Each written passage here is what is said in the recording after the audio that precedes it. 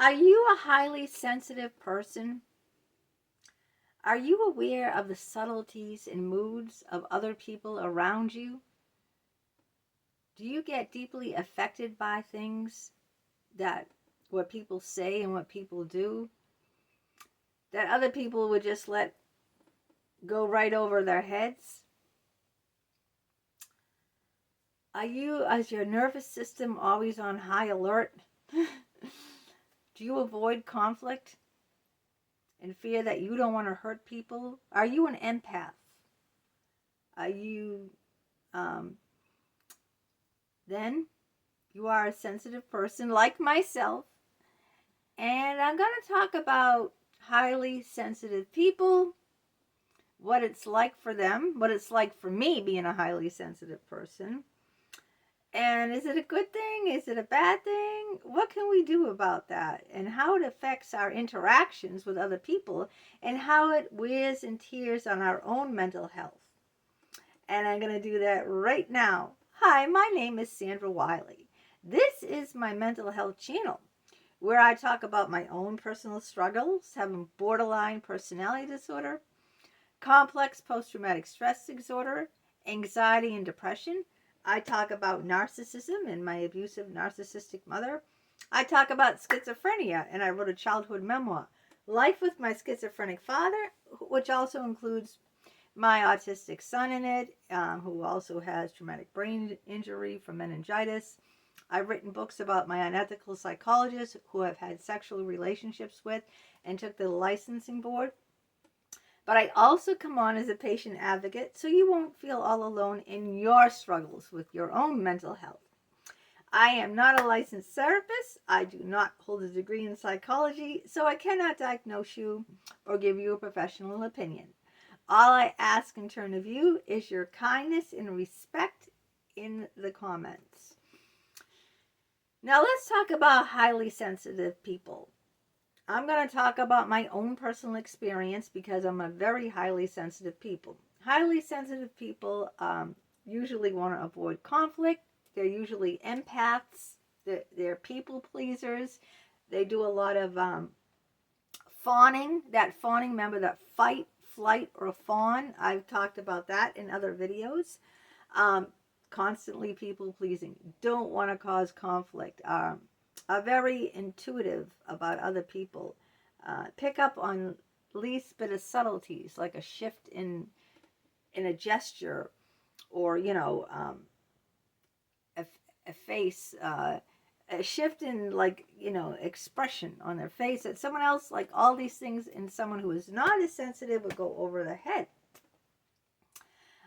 Usually in childhood they've had traumatic childhood like I have. They probably have post-traumatic stress disorder like I have. These highly sensitive people, they tend to be very shy. A lot of them are not outgoing. They're private people. They're very deep, very deep people. And their depths of processing is different than other people. See, my depths of processing things, I'm an overthinker. I overanalyze everything. I'll think about things that people have said years and years ago. At the time, I get overstimulated, like a person with ADHD. I have ADHD, so I get overstimulated. So when people talk to me in the moment, it hasn't even processed in my mind yet. It's stored. Like someone talks to me, I store what they say in my head, but it hasn't processed. I don't react to it because I haven't processed it. And then long after the conversation is over, that's when I, like a tape, I rewind the tape and then I play it segment by segment. It's just like if you watch this video and you pause it at this place in 2 minutes, and then you listen to it for a few and stopped it and then took notes on that and overanalyzed what I said and then played it again. It would take you probably hours to get through the whole video because you were stopping at certain points and you were overthinking it, over processing it, and having it affect you very deeply as a person who just listened to the whole video, while they're probably doing 100 other things. like ironing their clothes or, maybe checking their email. Have it like on as a background distraction. But people who are highly sensitive, it's a focal point, okay? They stop and analyze. And the processing is it's overstimulating. Highly sensitive people are overstimulated by distractions, outside noise, things people say. They get very hurt deeply. They misinterpret things because they overanalyze things. So if you overanalyze something, you can take it 100 different ways because you're overanalyzing it. Just the sound of someone's voice, the pitch, the tone. They listen to all the subtleties that people who aren't highly sensitive don't pick up on. So it's like, having antennas and you can pick up other, a TV or, an antenna on top of your house that picks up other stations in the area or other signals in the area like that. You're picking up other signals that normal people wouldn't pick up on.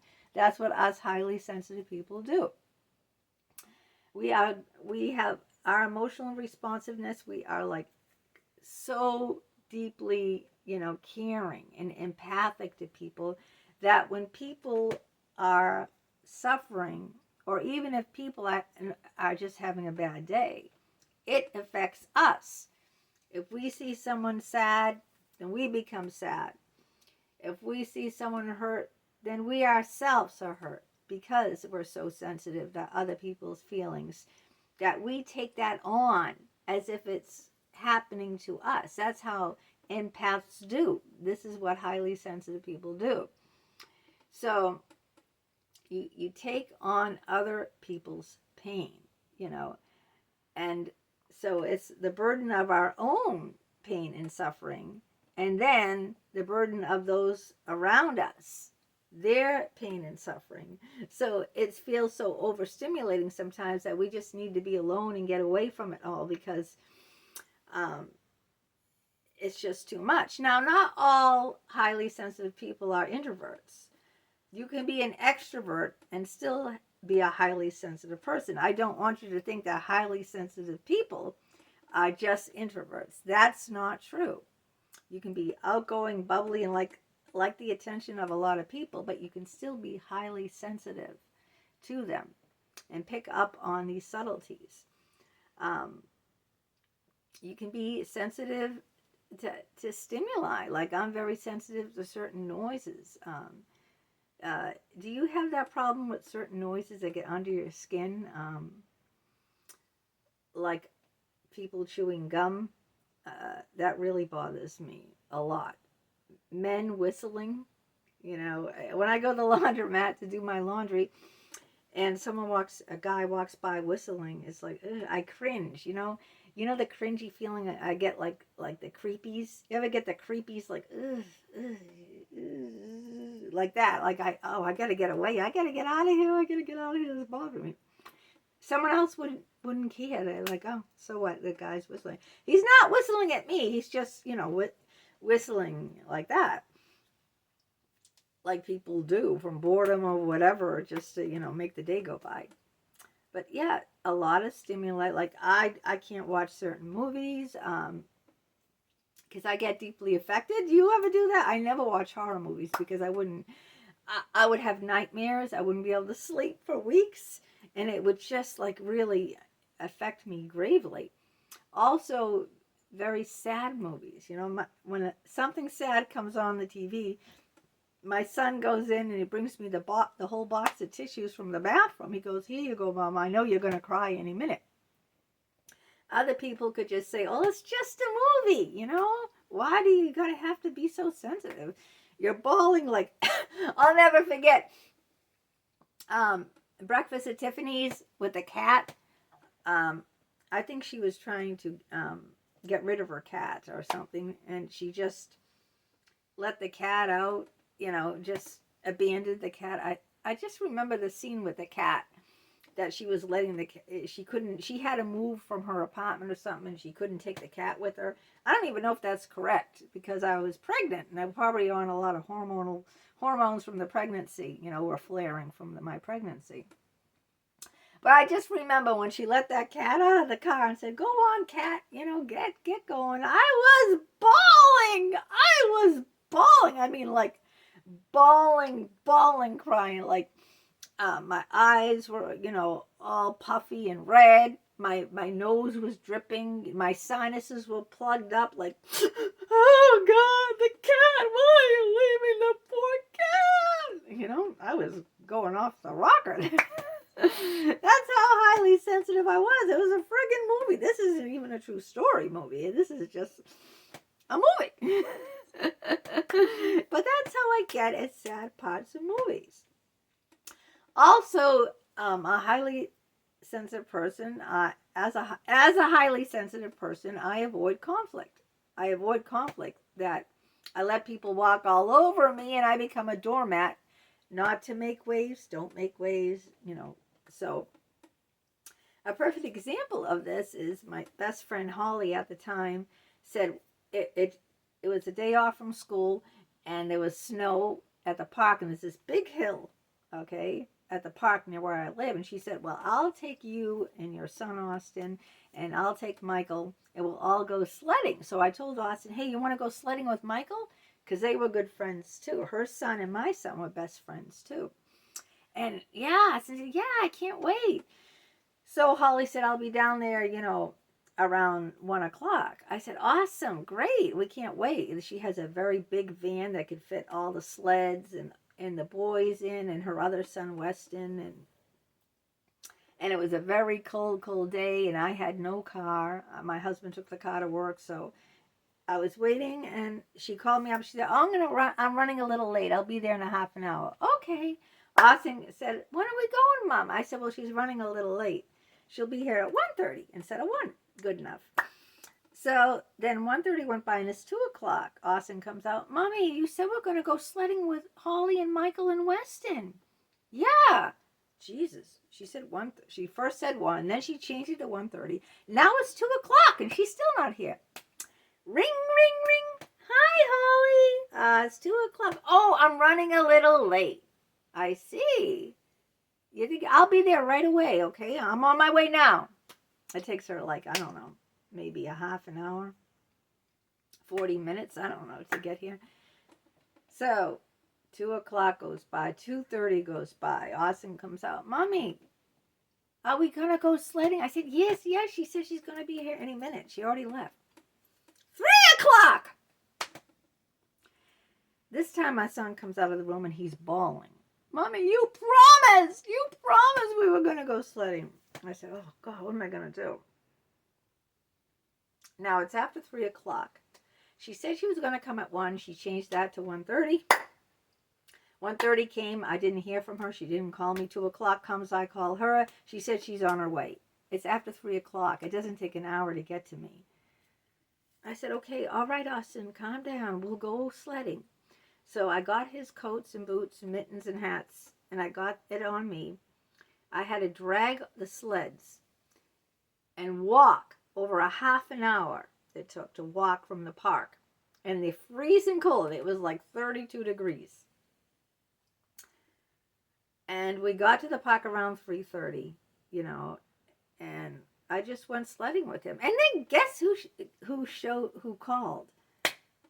Where are you, Sandy? Oh, I went to the park. I walked here because Austin was very anxious to go. We waited hours. Oh, okay, I'll meet you at the park. No sorry, no nothing. Showed up at the park. Kids went sledding. I didn't say a word. I didn't say, we had to walk here a half an hour. You promised you were going to pick us up in your warm, hot, heated van with, it had all the room. We had to drag all the sleds. We had to walk with the sleds, dragging the sleds a half an hour. Nothing. I didn't want to stir up trouble. I didn't want to make waves. So I just sat there and acted perfectly fine. Like, no problem. Yeah. So this is what happens when you're a highly sensitive person and you want to avoid conflict at all costs. And you want to please everyone. You don't want to act angry at your friend that what she did was wrong. You don't want to upset your son. So you walk all the way dragging the sleds. You also don't want to show anger to Holly, because then she'll say, come on, Michael, let's go. You know, if you got in a fight with her, it would upset Austin. Then he wouldn't have his best friend to go sledding with. So I sucked it up, pushed it down in my gut, and acted like everything was fine. And then she drove us home, and I cooked her a big dinner and everything for her and her 2 kids. Yeah. So when you are a sensitive person, you do take on a lot of suffering, unnecessary suffering. And I have in my life.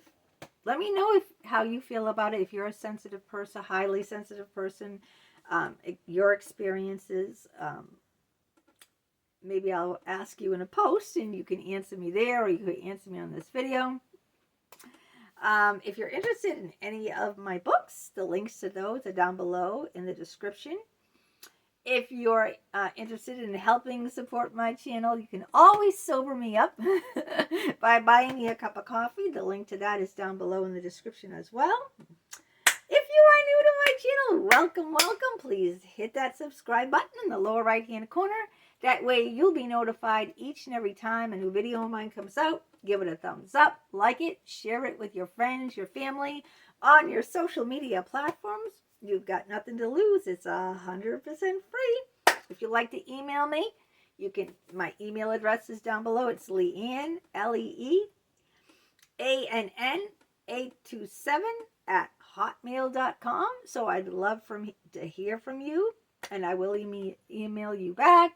You write comments. I will respond to those comments, and let me know what you think if you've been in a situation like that where you just sucked it up and were, didn't want to make conflict, or how things impact you. Are you sensitive and things have an impact on you yourself and your own mental health? Let me know. And until next time, take care and you have a great day. Bye-bye.